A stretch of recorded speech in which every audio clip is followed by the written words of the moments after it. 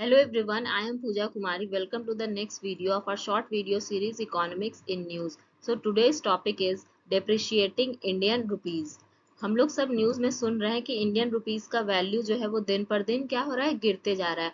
30 of March को lowest record बनाया है, जो कि $1 इज इक्वल टू 95 रुपीज का, और करेंटली 93-94 के लगभग में चल रहा है। तो हम लोग सब पहले समझेंगे कि डेप्रिसिएशन का मतलब क्या है, रुपया का वैल्यू गिरने का मतलब क्या है। तो मान लीजिए एक एग्जाम्पल लेते हैं कि आपको आज जो है $1 का सामान जो है वो 65 रुपया में मिल रहा है। मतलब आप कोई पिज्जा खरीदने जा रहे हैं और 65 रुपया में आपको आज एक पिज्जा मिल जा रहा है, और डिप्रिशिएट होने के बाद आपको क्या वही सेम पिज्जा 95 रुपया में मिल रहा है। पहले आप वो पिज्जा खरीदने लगे 65 रुपया पे कर रहे थे, लेकिन आज आप मार्केट में 65 रुपया लेके जाएंगे तो आपको वो पिज्जा नहीं मिलेगा। इसका मतलब कि आपके पैसा का वैल्यू गिर गया, इसी को कहते हैं डेप्रिसिएशन ऑफ करेंसी।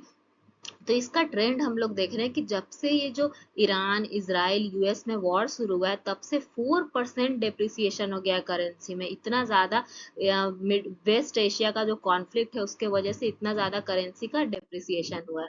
तो सबसे पहले हम लोग क्या करेंगे, इसका कुछ रीजन देखेंगे। तो पहला रीजन तो हम लोग देख चुके हैं कि जियोपॉलिटिकल कॉन्फ्लिक्ट, जो ये वॉर चल रहा है मिडिल ईस्ट कंट्रीज में, उसके वजह से क्या है, सेंटिमेंट, रिस्क का सेंटिमेंट आ गया। इसमें जो इमर्जिंग इकोनॉमी है उस पे, जैसे कि इंडिया है, उस पे लोगों का, इन्वेस्टर का विश्वास जो है वो खत्म होते जा रहा है। मतलब उनको ऐसा लग रहा है कि यहाँ पे मेरा पैसा सेफ नहीं है, तो वो अपना पैसा को स्पीड में यहाँ से निकाल रहे हैं और सेफ हेवन में पैसा को इन्वेस्ट कर रहे हैं। यानी कि जैसे मान लीजिए गोल्ड में इन्वेस्ट कर रहे हैं, उनको लग रहा है वहां मेरा पैसा सेफ रहेगा। तो जब वो पैसा निकालेंगे तो कोई भी फॉरेन के लोग यहाँ से जब पैसा लेंगे तो वो डॉलर में लेंगे।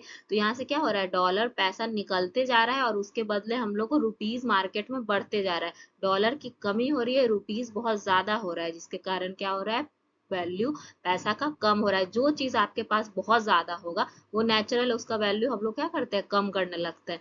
तो वही चीज यहाँ पे अप्लाई होता है। नेक्स्ट है क्रूड ऑयल सर्ज। जो क्रूड ऑयल प्राइस है, यही वॉर के कारण क्या हो रहा है, प्राइसेस जो है क्रूड ऑयल का बढ़ते जा रहा है, और हम लोग 80% बाहर से अपना ऑयल को मंगाते हैं, जिसके कारण क्या हो रहा है, हम लोग बाहर से मंगाएंगे उसके बदले पैसा पे करेंगे तो हम लोग को बहुत ज्यादा डॉलर को पे करना पड़ रहा है। मतलब क्या हुआ कि इतना ज्यादा अमाउंट में डॉलर हम लोग के देश से बाहर जा रहा है, जिसके कारण क्या डॉलर का कमी हो रहा है, और सेम उसके कंपैरिजन में रुपया बहुत ज्यादा हो रहा है। रुपया जब बहुत ज्यादा हो जाएगा मेरे पास, तो कोई भी चीज ज्यादा होगा तो उसका वैल्यू कम हो जाएगा।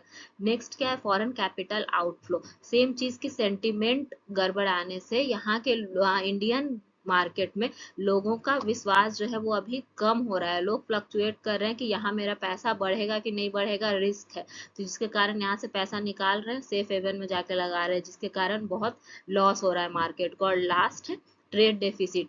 यही जब हम लोग ऑयल को इंपोर्ट करेंगे उसके बदले हम लोग क्या करेंगे, इंपोर्ट के लिए पैसा पे करेंगे, और जो एक्सपोर्ट करे उसके बदले पैसा मिलेगा। जब हम लोग ह्यूज अमाउंट में पैसा बाहर पे करेंगे और हम लोग को मिलेगा बहुत कम, तो हमको क्या होगा, डेफिसिट होगा। डेफिसिट मतलब कमी होगा, डॉलर का कमी हो जाएगा। तो यही है, आरबीआई जो है इसके लिए क्विक रिस्पॉन्स कर रहा है, कुछ इमरजेंसी अपना स्टेप ले रहा है। पहला क्या है, लिमिटिंग बैंक स्पेक्यूलेशन।